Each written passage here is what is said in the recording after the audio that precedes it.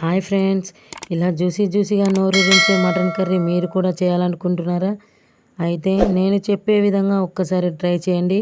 అందరికీ ఖచ్చితంగా నచ్చుతుంది. ముందుగా స్టవ్ వెలిగించి ఒక బాండీ పెట్టుకోవాలి. బాండీ వేడెక్కిన తర్వాత తగినంత నూనె వేసుకోవాలి. నూనె వేడెక్కాక 4 మీడియం సైజు ఉల్లిపాయలను సన్నగా తరిగి 2 పచ్చిమిర్చితో సహా ఇందులోనే వేసుకొని బంగారు రంగు వచ్చే వరకు వేయించుకోవాలి. దీనిలోనే తాజాగా దంచిన అల్లం వెల్లుల్లి పేస్ట్ వేసుకొని చక్కగా వేయించుకుందాము. ఇందులోనే 2 దాల్చిన చెక్క ముక్కలు, 2 బిర్యానీ ఆకులు, అలాగే మీకు ఇష్టమైన మసాలాలు ఏవైనా సరే ఇందులో వేసుకోవచ్చు. నేను పువ్వు కూడా వేశాను. ఇదంతా మొత్తం కలిసేలా కలిపిన తర్వాత పసుపు వేసుకొని శుభ్రంగా కడిగి పెట్టుకున్న 1 కిలో మటన్ వేసి అన్ని మసాలాలు మటన్కు బాగా పట్టేలాగా కలపాలి.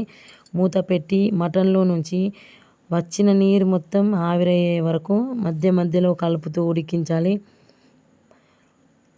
మటన్లో ఉన్న నీరు పూర్తిగా తగ్గి నూనె పైకి తేలిన తర్వాత మీకు తగినట్టు కారం ఇంకా చూసుకొని వేసుకోవాలి.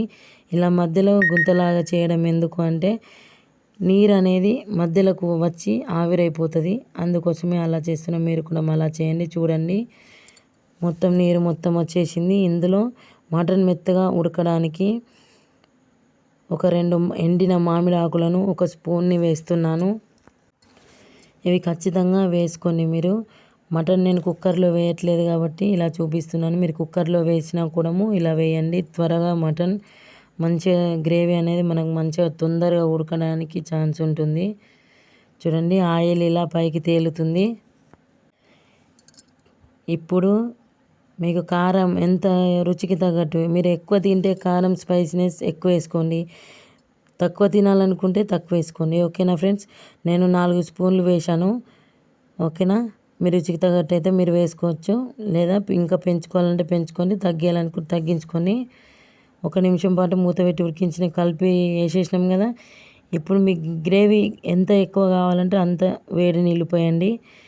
ఇంకొంచెం డ్రైగా అనిపిస్తే ఇంకొంచెం ఎక్కువ నీళ్ళు పోయండి. నాకు ఇంత సరిపోతాయి కాబట్టి నేను ఇంత నీళ్ళు పోసిన. ఈ మధ్యలో ఇప్పుడు కూరము కలుపుకుంటూ మూత పెట్టుకుంటూ మళ్ళీ మూత తీస్తూ కర్రీ అనేది మాడిపోకుండా చూసుకోవాలి. చూడండి, నాకు ఇట్లా వచ్చింది.